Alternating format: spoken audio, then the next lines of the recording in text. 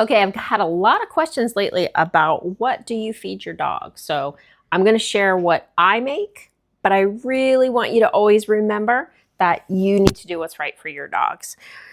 You can talk to a vet, you can talk to a vet nutritionist. There's so many people out there that know so much more than I do when it comes to nutrition in your dog. So please make sure and check with an actual expert. This is just me, your trainer, sharing what I do with my dogs, nothing else.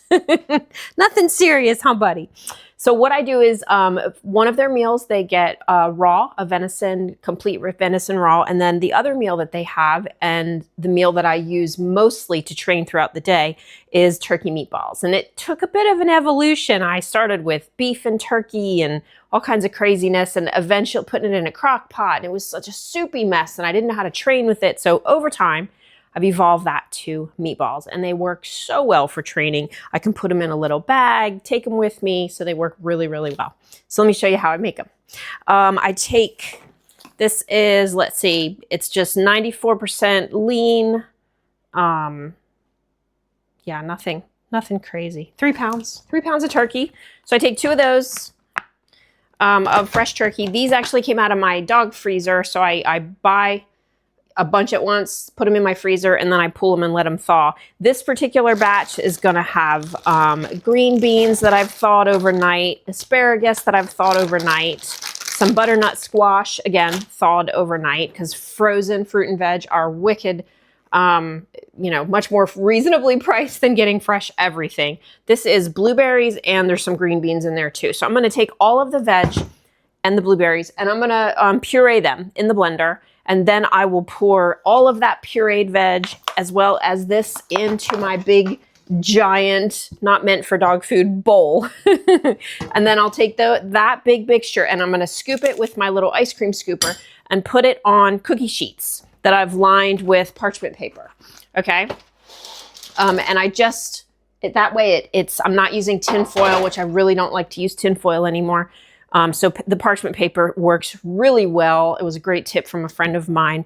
And if you want to talk about the fruits and veg that we use, I highly recommend you talk to your vet, talk to a nutritionist. But one of the sources that I have is, of course, the Forever Dog books. Those books are amazing, aren't they? And they talk about using what's going to work for your dog and how to do that. But this today is what we're using. Sometimes I will put apple in there, carrots. I love using carrots, sweet potatoes, other types of squash, green zucchini, yellow zucchini, all of those things. If I have right here, I have some honey nut squash. Aren't they cute? So that I could cook ahead of time, steam, or cook it in the crock pot, and then mix it in here and make my meatballs. So I'm gonna blend the veggies. I'm gonna show you guys what it looks like when I scoop. So I'll be back with you in just a second. Okay, next step. We've pureed all the veggies. You can see them in here. Pureed all the veggies, and the ground turkey is now in there. And now is, as a vegetarian, one of my least favorite jobs. Although making broth is a little bit more tough on me than this one. But what do you do for the love of your dogs, right? I want them to be healthy. So I'm willing to do what I need to do. And I'll bet you are too. Otherwise you wouldn't be here watching this video. I also wanted to talk, while I'm mixing, I want to talk a little bit about using the blender in your kitchen. If your dog really struggles with that and barks or hides, they're letting you know that they're uncomfortable. So one of the ways that you can make that better is get your blender out and then toss some treats. And then the next day, get your blender out, put the lid on, or put the thing on top, right? Put that there, and then toss some treats, and then put it away. And every day add one more little thing, and each day toss some really yummy treats away from the area so that your dog can move away and be rewarded for moving away from the scary thing or the noisy thing. And each day get a little bit progressively different. I do want you to have easy days in there too. Some days just get out the base, throw a treat, put it away, because we never want to teach things that that things always get harder. We don't want them to think that. So we want to have some easy days too. So if you're teaching your dog to cope well with the blender and make it something that they don't even have to worry about, build some easy days in too. All right, so here's what we're going to do. It's really crazy simple, I promise. It's not hard at all. So you saw ground turkey, veggies in a blender, pureed, and that's just so that it's easier on their digestive system.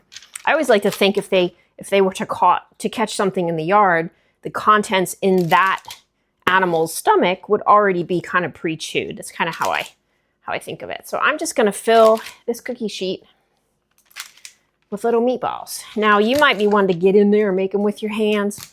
Rock on. This works for me. I also kind of like the size of these. It works well for storing and for, like I said earlier, putting them in little baggies. So this amount that I'm making, I used to do 4 turkeys and like 4 blenders full of veggie, but I realized it was lasting too long and I didn't want it to sit in my fridge that long. So now I do 2 containers, and I'm actually feeding 3 dogs. 2 of them are about 40 pounds and 1 is 100 pounds. So if you're not feeding that much dog, you could definitely do smaller amounts. So this will go in the oven, and I'll fill a second cookie sheet.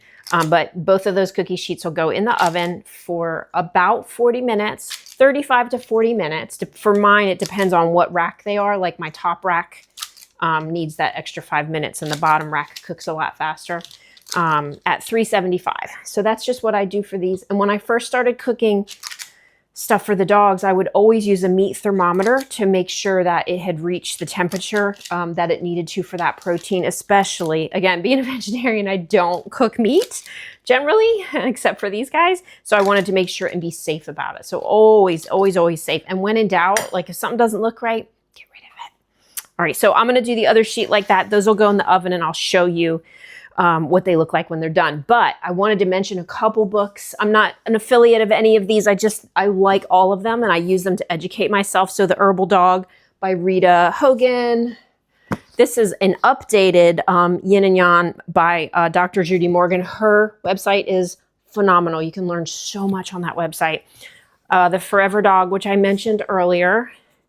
These guys are great too. They have like a monthly thing that you can join, and just the information is just always growing. And then this one, I really like this. This is super sciencey, super weigh this, weigh that, grams of this, grams of that. So if you're into that, this is the one for you. And I wanted to mention too that like today, it's October of 2025. The way that science works, a couple months from now, they could discover something completely different, and I would adapt and change the food that I'm giving to my dogs. Or if they, in their diet, I could see that they were getting too heavy, not enough fat, if their blood work came back wonky, something like that, I would adjust. So make sure that this isn't, okay, this is how I make things forever, but this is how I make things now. So like I have a senior dog, he's gonna need more fats. So I'm gonna keep that in mind and make sure maybe with his, I mix a little bit of bison in the ones that I do with him so he has a little bit more fat, or maybe something like duck with a little more fat in it. All right, I'm gonna put these in the oven. See you in 40 minutes, but 40 minutes for these. Hold on a minute, we'll be back. Okay, our meatballs are out. I'm taking them off the tray, putting them into a glass Pyrex container to store in the fridge.